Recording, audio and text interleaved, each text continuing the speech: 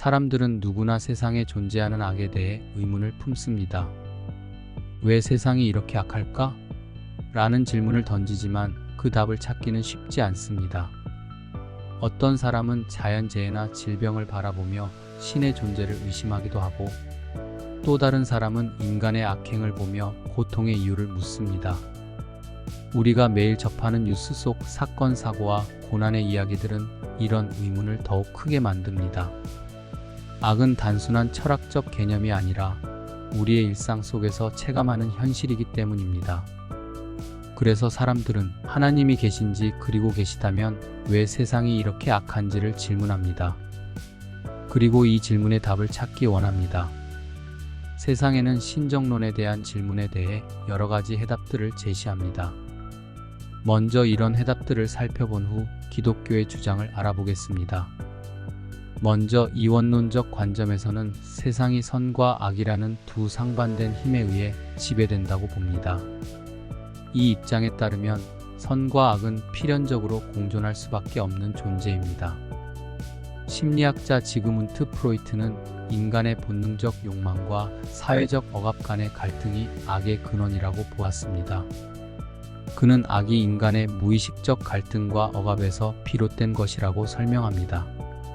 실존주의적 관점에서는 악의 문제를 인간 존재의 고유한 특성으로 이해합니다. 인간은 자유로운 존재이며 자신의 선택에 대해 책임을 지어야 하는데, 이런 선택의 과정에서 악이 발생할 수 있다고 주장합니다. 사회 심리학자 스탠리 밀그램은 악을 개인의 내재적 특성보다는 사회적 조건과 환경의 영향으로 이해합니다. 동양 철학의 핵심인 불교는 악을 집착의 결과로 보고, 선과 악을 절대적인 개념으로 간주하기보다는 인간의 행동에 따라 변할 수 있는 것으로 봅니다. 반면 유교는 악을 인간의 도덕적 실패나 자아의 왜곡으로 설명합니다. 이러한 관점들은 악을 선의 결여나 사회적 억압으로 인한 인간 내적 성향으로 해석합니다. 기독교의 해석은 다른 종교나 주장들과 다릅니다. 기독교에서는 악을 단순한 개념이나 상징이 아닌 실제로 봅니다. 이 존재는 마귀입니다. 마귀는 하나님의 창조물로서 하나님의 뜻을 따르는 영적 존재였으나 스스로 하나님이 되려 하다가 타락한 존재입니다.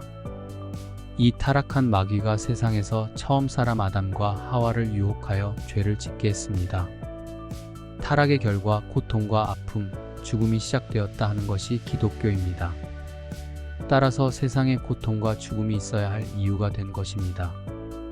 그렇다면 왜 하나님은 마귀를 멸하지 않으실까요? 하나님께서 마귀를 멸하실 능력이 없어서일까요? 그렇지 않습니다. 하나님은 전능하시며 그분의 뜻대로 행하실 수 있는 분입니다. 문제는 하나님께서 악과 고통을 제거하신다면 죄인들도 마귀와 함께 심판받아야 한다는 점에 있습니다. 다시 말해 세상을 심판하실 때 모든 사람이 심판받아야 하는 것입니다. 이것이 하나님께서 아직까지 세상의 고통을 허락하셔야만 하는 이유입니다. 그렇다면 마귀와 악은 언제 제거될까요? 성경에 따르면 세상 심판의 때 곧 예수님의 재림과 관련되어 있습니다. 그리고 아직 심판이 오지 않은 이유는 구원받지 못한 하나님의 사람들이 있기 때문입니다.